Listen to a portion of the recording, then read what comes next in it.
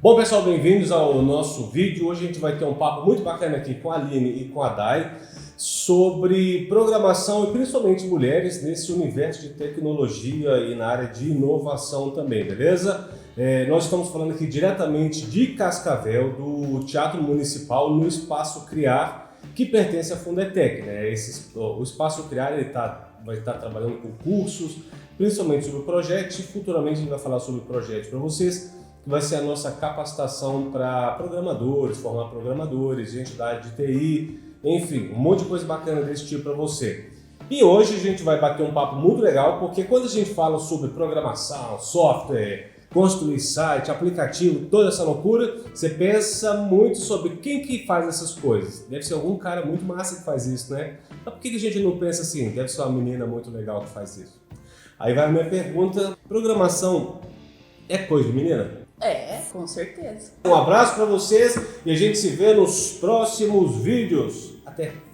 Now the world don't know. Programação não só é coisa de menina, como coisa de quem quiser, na verdade, né? Mas geralmente quando a gente fala em tecnologia, é que tem um mito, né? Que mulheres geralmente não gostam muito dessa área de tecnologia.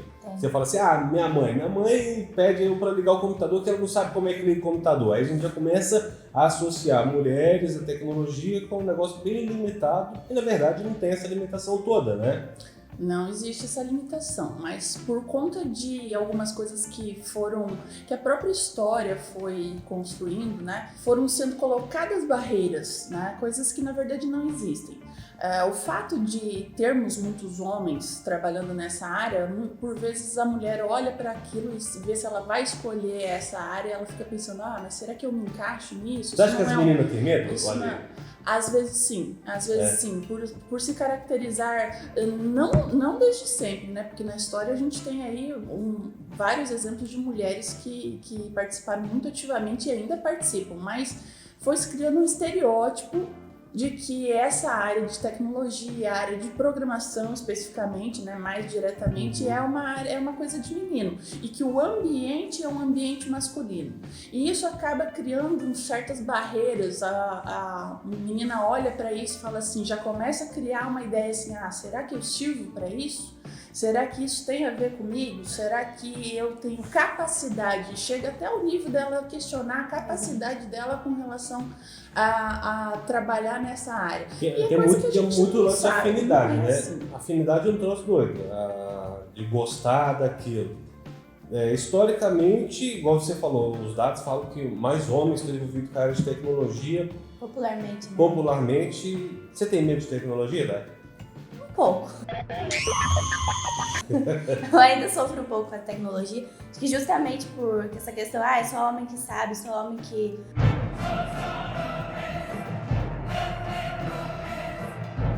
pode ir lá fazer, a gente acaba meio que dando uma segurada e... Eu digo por mim, né? Já não corro tanto atrás porque na minha cabeça eu coloco que eu tenho homem pra fazer, beleza. Mas não, né? A gente precisa mudar essa visão. E quando a gente fala aqui, que a pergunta de hoje, né, que é a nossa conversa, é o que está aqui jogado pra gente. Programação é coisa de menina? Quando a gente pensa assim, a tela preta do computador, Matrix, entendeu? Lembra do Matrix? Desce os negocinhos lá, o Neo sai correndo de dentro da televisão atrás da gente, né? Esse mundo preto e verde, cabe um pensamento rosinha dentro dele ali para poder dar uma lapidada? Cabe, até porque as mulheres, na maioria, são muito atentas a detalhes, são muito atentas a coisas que estão nas entrelinhas. Não, olha só, se você é casado, você sabe disso, veja lá. Eu sou casado, às vezes eu chego em casa e pergunto assim, tá meu telefone aqui. Amor, você viu meu telefone por aí? Eu não sei onde é que tá meu telefone, tô procurando ela chega aqui, é esse que tá na sua frente? Eu falei, beleza. Agora pensa desenhando uma linha inteira de código, se os homens não deixam passar mais coisas que a mulher. Que é natural da mulher, né? A mulher amadurece mais rápido que os homens. Então, e a programação pede isso, né? Pede que a pessoa seja atenta, criativa, tenha um amadurecimento maior do que... E as mulheres naturalmente desenvolvem isso mais cedo. Quando a gente está desenvolvendo um aplicativo, desenvolvendo uma solução para algum problema, eu tenho que estar atenta não só às necessidades do meu cliente, eu tenho que ter uma sensibilidade para captar o que aquele meu cliente ou aquela pessoa deseja. E a mulher por si só, tanto que a gente tem uma grande tendência aí de ter mulheres analistas, por quê? Porque elas fazem aquele primeiro contato com o cliente, aquela entrevista inicial para saber quais são as necessidades, para captar o que é a dor daquele cliente, saber o que ele precisa. E aí nós temos realmente uma capacidade, vamos dizer assim, de captar até coisas que a pessoa não falou, mas que a gente consegue enxergar nas próprias reações ou nos relatos da pessoa o que ela vem a precisar. É legal que você disse, né? Que tem muitas mulheres que são analistas, né? Desenha pra gente assim, qual que é a diferença de uma analista de sistemas. Você é analista de sistemas, né? Sou analista de um analista, de um programador. Tem uma diferença nisso? Se uma menina estiver assistindo a gente agora, uma mulher que estiver vendo, pensando, mas eu queria fazer, mas eu tenho tanto medo. Qual que é a diferença?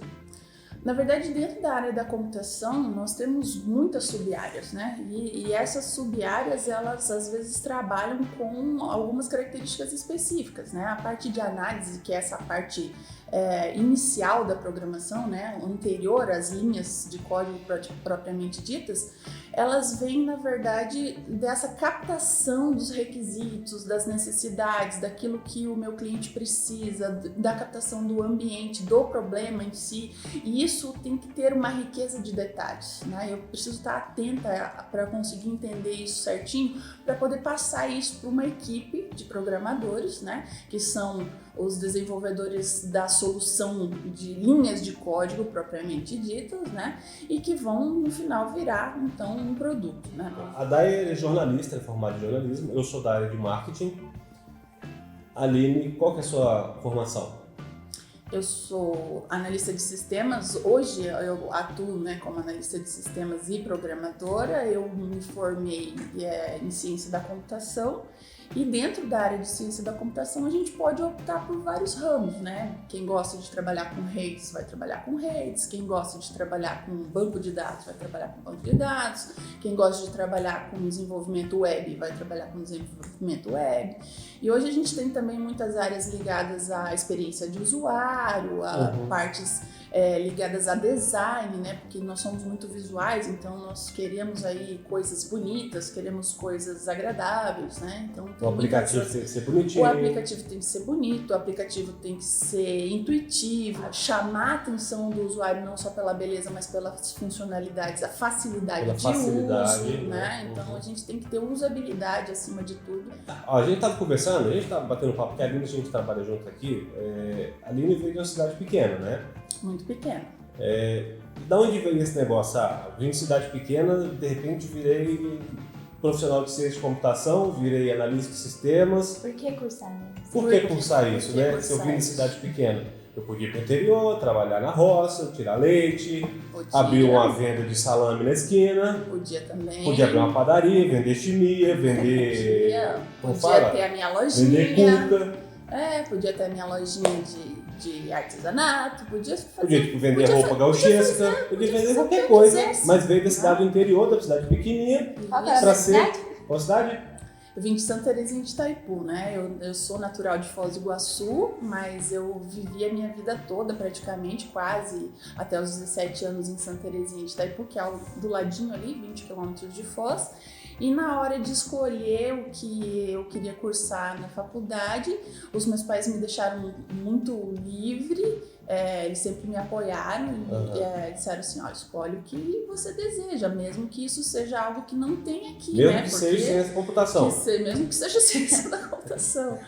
Mas a minha primeira experiência, na verdade, começou um pouquinho antes disso. Eu tinha 13 anos, a minha mãe me matriculou num curso que teve na minha escola, uma escola estadual, né, que eu estudei a minha vida toda em colégios públicos, né? E aí a gente teve lá uma oportunidade de fazer um curso de programação quando eu tinha 13 anos. Eu não sabia nem por onde começar, né? E a turma tinha mais ou menos uns 15, 20 alunos, não lembro ao certo assim, e 2 computadores. 2 computadores da época, sabe? Aquela telinha âmbar ainda, carregar sistema operacional no disquete. Aí eu vou denunciar a minha idade. Quem usou disquete, levanta a mão, deixa nos comentários aí. Eu usei disquete. O grande, tá, gente? O grande. 5 e o Você quarto, não sabe o que é. Não, já sou pequenininho. Você não sabe o que é um disquete, é muito Nutella. Muito Nutella. Muito Nutella. E aí, eu passei por essa experiência de fazer os meus primeiros algoritmos no papel, como eu acho que ainda é o jeito certo de se fazer. Os primeiros algoritmos Raiz, a gente rabisca no papel Raiz. mesmo, faz em pseudocódigo, faz em Portugal, converte isso para uma linguagem. A primeira linguagem de programação então, que eu programei foi em Basic, aí transfere isso para um compilador, né, um programa de computador que vai transformar o seu código numa aplicação. Então, essa foi a minha primeira experiência, aos 13 anos de idade. 13 e 14, né, que daí a gente continuou fazendo isso. Aí você continuou fuçando em computador? Não, porque eu não tinha computador. Aí eu passei uns 3 anos, então, até a época de fazer o vestibular, sem muita oportunidade, né, sem muita possibilidade de fazer outras coisas nessa área, mas quando eu tive que escolher no que fazer no meu vestibular, eu falei, olha, eu acho que eu gosto daquilo, eu acho que eu sirvo para trabalhar com isso, e é alguma coisa, na época todo mundo falava assim, é a profissão do futuro. Não!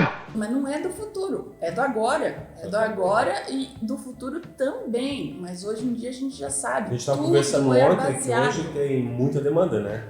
Muita é um futuro demanda. meio agora, né? Muita demanda. Se na época a gente já tinha uma necessidade, uma falta de profissionais com a demanda que a gente tinha na época, que ninguém tinha praticamente celular, não existia, né? O celular veio Computador depois. era um monstro Computador ainda, né? ninguém tinha em casa. Imagina agora que todo mundo tem um celular em casa, todo mundo tem um notebook, todo mundo tem um tablet. Agora ainda Qual acho que é a mais demanda que a Uhum. gente tem de profissionais dessa área, né? É imensa. Nós temos assim um gargalo aí de profissionais muito grande. Nós precisamos de muita E na gente faculdade, nessa quantas área. meninas estavam na sala contigo?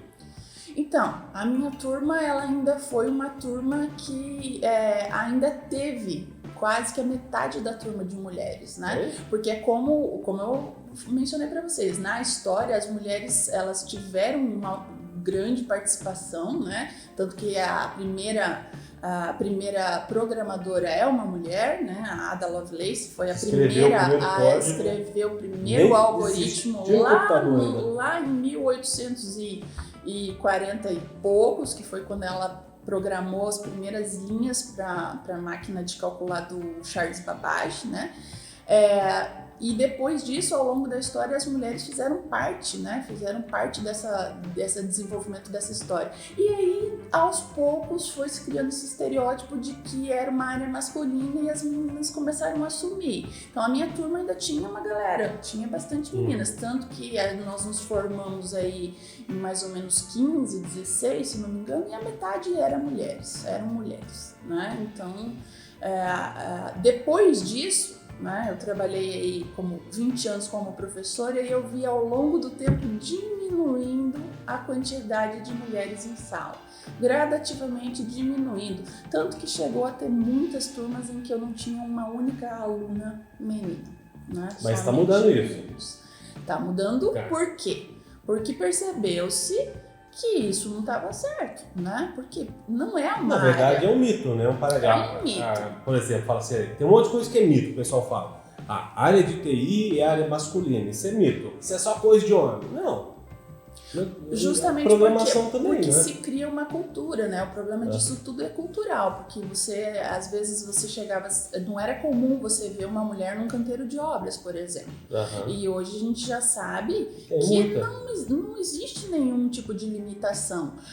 Se houver algum tipo de limitação física, por exemplo, nós temos maneiras de arrumar adaptações para isso. Eu posso cumprir o meu Adaptações meu papel, famosas, eu posso. gambiarras, né? Nós podemos fazer o que nós quisermos, na verdade, né? O que é necessário é que nós busquemos aí capacitação, né? Assim como todos, né? A área de computação, às vezes, ela assusta um pouco por conta dessa velocidade com que as coisas acontecem, né? Um dia vale uma coisa, no dia seguinte aquilo já não vale mais, porque tem uma novidade, né? Então, nós precisamos o quê? Estudar, nos capacitarmos, buscarmos ferramentas. Que é um mito dessa capacitação também, né? Que estava vendo uma pessoa falar sobre programação. Falou assim, olha, você não precisa ser um gênio para programar. Você precisa ser um gênio para escrever. Se você consegue ler e escrever, você já é um gênio, você está fazendo uma coisa que você não nasceu para fazer. Mas você foi habituado a isso. Aí eu estava vendo a pessoa falando sobre programação. Eu estava falando assim, olha, que, ler e escrever, dirigir um carro, fazer uma centena de coisas que você faz no seu dia a dia, você precisa de habilidades muito profundas para isso. Mas você nasce com essa habilidade? Não, cara, programar é a mesma coisa. Né? Já aconteceu também muitas mulheres, muitas meninas que se questionam assim, mas eu não sou autodidata, por exemplo, porque na área de computação é muito comum isso, né? É muito comum um desenvolvedor autodidata que aprende sozinho, que não precisa de alguém instruindo ele, se tornar aí um ótimo desenvolvedor. Mas isso não é pré-requisito. Não é necessário, você não precisa ser autodidata. Por quê? Porque a gente tem acesso, nós temos acesso, olha quantos cursos nós temos hoje gratuitos, a gente tem material na internet oferecido, N cursos de programação, de toda e qualquer linguagem, de lógica de programação. Inclusive aqui no projeto mesmo, né? A gente vai estar oferecendo cursos de programação para crianças de 7 a 12. Vão aprender a programar usando games. E depois a gente vai fazer de 13 a 23 anos, ensinando lógica de programação depois avançando para linguagens específicas quando tiver necessidade. Né? Aí a gente está falando aqui sobre a questão da mulher entrando no mercado de trabalho e tal. Está crescendo o número de mulheres no meio de ciência da computação. Está crescendo e tem muita gente se destacando. Tem muita gente se destacando. A gente pode...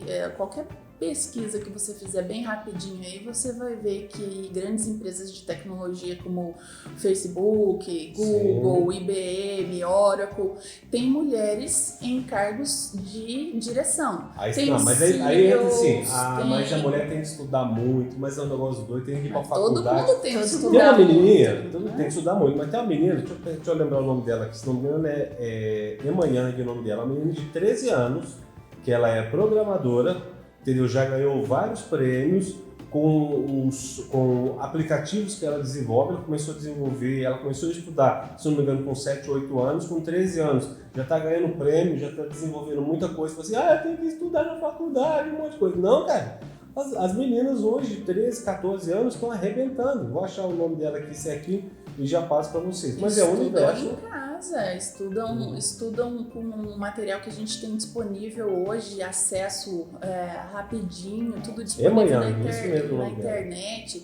Então, hoje nós temos muitas executivas, né, diretoras financeiras, diretoras de operação, CEOs. A gente tem mulheres na área de tecnologia de empresas grandes, como essas que eu mencionei, que são gestoras da área de tecnologia. Tem algumas áreas, tipo sub-áreas da tecnologia, que você acha que mulheres se dariam melhor se tentassem trabalhar em certas áreas ou certas sub-áreas assim? Por exemplo, uma coisa que eu acho que deve dar muito certo, dando minha opinião aqui, não tenho dados sobre isso, é o que eu acho. Por exemplo, experiência do usuário. Acho que a mulher tem uma sensibilidade maior que o homem para desenvolver a parte de experiência do usuário, né? Que é o UX, né? User Experience, pode ter. Questão de construir aplicativos que sejam mais intuitivos. Eu vejo que a área de qualidade, por exemplo, a área de qualidade é uma área que também a mulher pode se destacar. Por quê? Porque é justamente pela atenção aos detalhes. Sensibilidade. Então, quando a gente vai testar, por exemplo, uma solução que a gente acabou de desenvolver, eu preciso, além de olhar para aquilo que eu produzi, eu preciso prever aquilo que o meu usuário eventualmente vai fazer.